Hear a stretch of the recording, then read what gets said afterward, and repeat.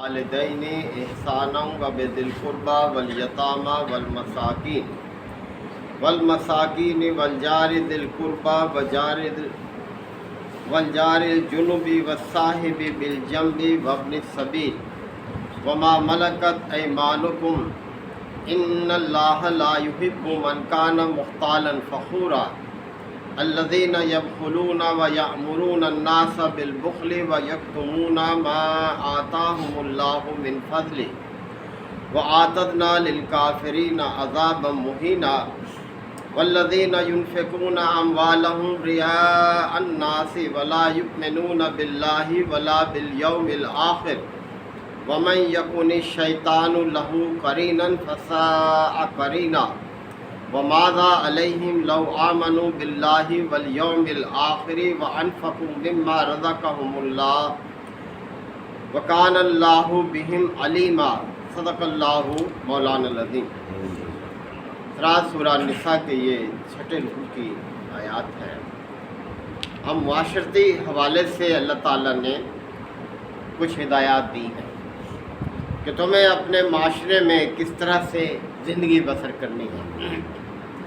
تو سب سے پہلے اللہ تعالیٰ نے جس چیز کا حکم دیا وہ یہ کہ وَاعْبُدُوا اللَّهَ، اللہ کی عبادت کرتے رہو، اللہ کی بندگی کرتے رہو، یعنی زندگی کے ہر شعبے میں تمہیں اللہ کی بندگی کو پیش نظر رکھنا ہے، اور تمہاری تخلیق کا مقصد بھی یہی ہے۔ بہت مشہور آیت ہے، آپ سنتے رہتے ہیں کہ وَمَا خَلَقْتُ الْجِنَّ وَالْإِنسَ إِلَّا لِيَعْبُدُونَ، کہ انسانوں اور جنوں کو صرف اس لیے پیدا کیا ہے کہ وہ میری عبادت کریں، میری بندگی کریں۔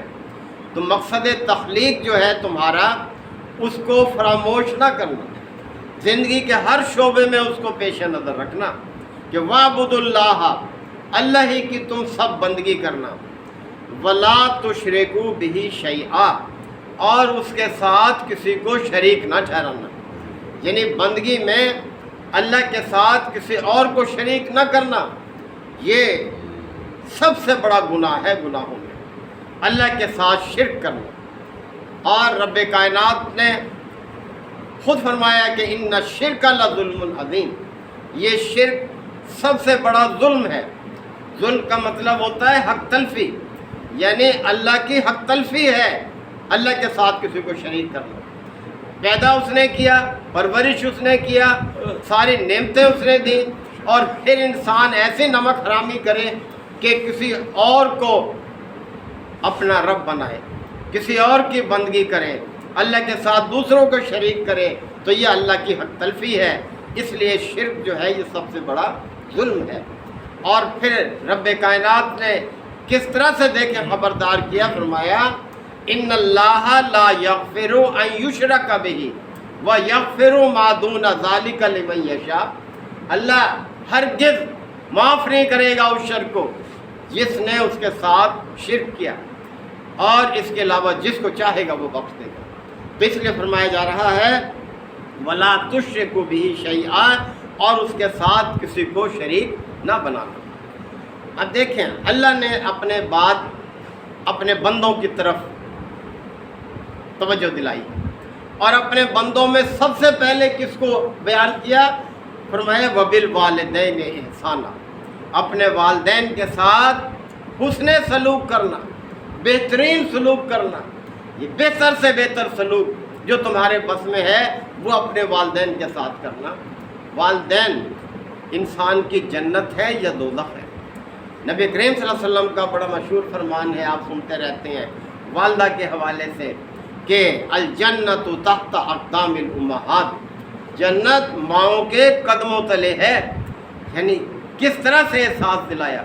اور باپ کے حوالے سے بھی توجہ دلائی، فرمایا کہ اللہ کی رضا باپ کی رضا میں ہے، اور اللہ کی ناراضگی باپ کی ناراضگی میں ہے، یعنی کس طرح سے دیکھو دونوں کا مقام اور مرتبہ بیان کیا ہے۔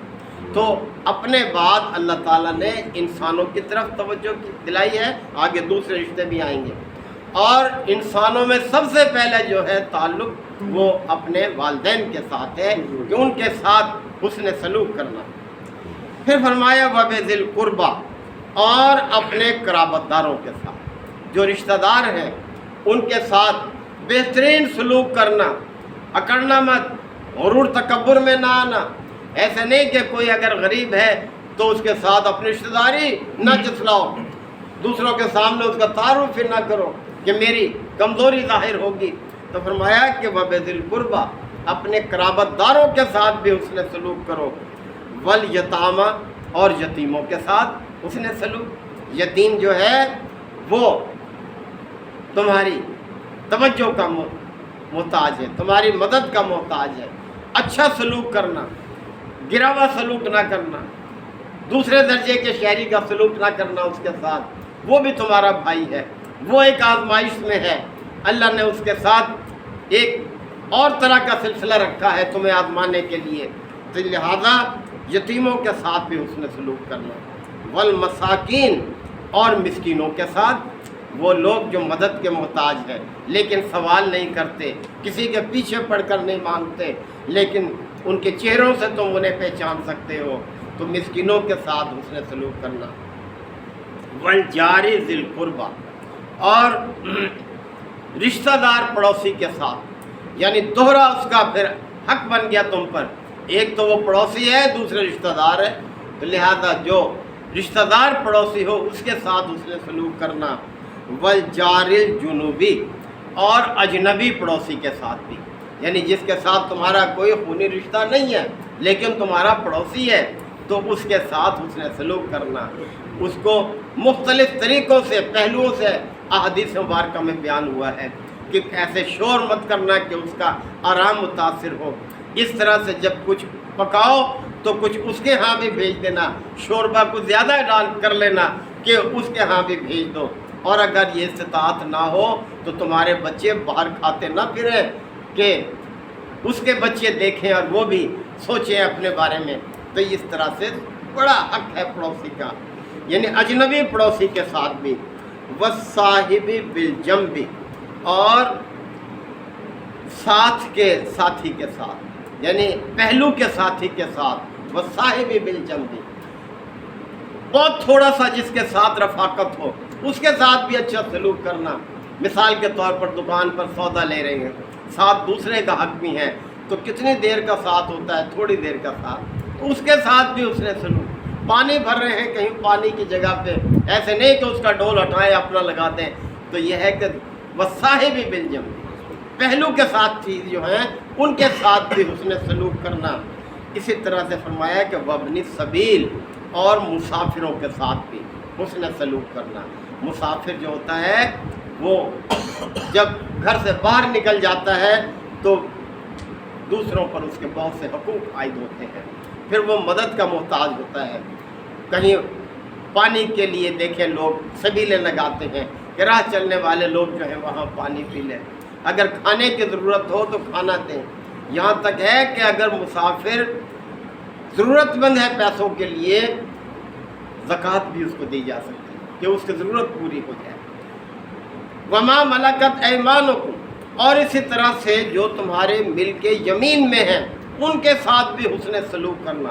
ملک یمین میں یعنی غلام ہو، لونڈی ہو، ان کے ساتھ بھی اچھا برتاؤ کرنا۔ نبی کریم صلی اللہ علیہ وسلم کے غلام تھے حضرت زید، وہ بیان کرتے ہیں کہ میں نے زندگی کا ایک حصہ آپ صلی اللہ علیہ وسلم کے ساتھ بسر کیا، لیکن کبھی آپ نے مجھے جھڑکا نہیں، کبھی ایسے کام پر کہ آپ نے مجھے کہا ہو اور میں اسے کرنا بھول گیا تو آپ نے کبھی مجھے سختی سے نہیں ڈانٹا۔ یعنی یہ ہے اسوہ ہمارے لیے کہ جو ہمارے زیر دست لوگ ہیں، ہمارے پاس کام کرتے ہیں، ملازمت کرتے ہیں، مجبور ہیں، کس طرح سے دیکھیں وہ تنگی کے ساتھ بھی گزر بسر کر رہے ہیں، تو ان کے ساتھ بھی اچھا سلوک کرنا۔ ان اللہ لا یحب، اللہ تعالیٰ پسند نہیں کرتا کسی ایسے شخص کو، من کان مختالا، جو بڑا تکبر والا، اپنے ذات میں بڑا سمجھتا ہو اپنے آپ کو، اور فخورا، اور اپنی بڑائی پر فخر کرنے والا ہو۔ اللہ کسی ایسے شخص کو پسند نہیں کرتا، اللہ کو عاجزی انکساری پسند ہے۔ بڑائی، یہ تکبر، یہ اللہ کی چادر ہے، اللہ کو زیب دیتا ہے۔ اللہ کی بڑائی ہے اس کائنات میں۔ الذین یبخلون، اور اللہ ان لوگوں کو بھی پسند نہیں کرتا جو بخل سے کام لیتے ہیں، جو کنجوسی کرتے ہیں۔ وَيَأْمُرُونَ النَّاسَ بِالْبُخْلِ، اور لوگوں کو بھی کنجوسی کی ہدایت کرتے ہیں، یعنی اس طرح کی طبیعت کے لوگوں کو بھی اللہ پسند نہیں کرتا۔ وَيَكْتُمُونَ مَا آتَاهُمُ اللَّهُ مِنْ فَضْلِهِ، اور اللہ نے ان کو جو فضل دیا ہے اس کو چھپاتے ہیں، اللہ کے فضل کو چھپاتے ہیں۔ اللہ کے فضل کو چھپانے سے مراد یہ ہے اللہ نے جو حیثیت دی ہے تمہیں مال کے لحاظ سے اور حیثیتوں سے، تو ان کو چھپاؤ مت، ان کا اظہار ہونا چاہیے۔ اللہ نے اچھا دیا ہے تو اچھا کھاؤ، اچھا پہنو، اپنے بچوں کو بھی اچھا پہناؤ، یعنی اللہ کے فضل کا اظہار تمہارے رہن سہن سے ہونا چاہیے، اسے چھپاؤ مت اس کو۔ تو اللہ تعالیٰ نے اس طرف تاکید فرمائی ہے کہ اللہ ایسے لوگوں کو پسند نہیں کرتا جو یکتمون ما آتاہم اللہ من فضلہ، کہ جو اس فضل کو چھپاتے ہیں جو اللہ نے ان پر کیا ہوا ہے۔ وَآتَذْنَا لِلْكَافِرِينَ عَذَابًا مُهِينًا، اور ایسے منکر نعمت کے لیے ہم نے کیا کیا ہوا ہے، ذلت والا عذاب تیار کر رکھا ہے، یعنی ایسے ناشکرے لوگوں کے لیے جو اللہ کی نعمتوں کا شکر ادا نہیں کرتے، ان کے لیے اللہ تعالیٰ نے عذاب مہینہ، بہت اہانت آمیز عذاب تیار کر رکھا ہے۔ والذین ينفقون اموالهم رئاء الناس، اور جو لوگ اپنے مال صرف دکھاوے کے لیے خرچ کرتے ہیں، نمائش کے لیے خرچ کرتے ہیں، اپنی بڑائی کو ظاہر کرنے کے لیے، شادی کی تقریب آتی ہے تو ہزاروں لاکھوں روپے کی آتش بازی میں اڑا دیتے ہیں، اور اسی طرح سے دوسری فضولیات میں۔ تو فرمایا کہ والذین ينفقون اموالهم رئاء الناس، اور جو لوگ اپنے مال لوگوں کو دکھاوے کے لیے خرچ کرتے ہیں، ولا یؤمنون باللہ ولا بالیوم الآخر، اور اللہ اور یوم آخرت پر یقین نہیں رکھتے، اللہ انہیں بھی پسند نہیں کرتا، اللہ کو پسند نہیں ہے۔ کیا فائدہ ایسی زندگی کا جو اللہ کو پسند نہ ہو۔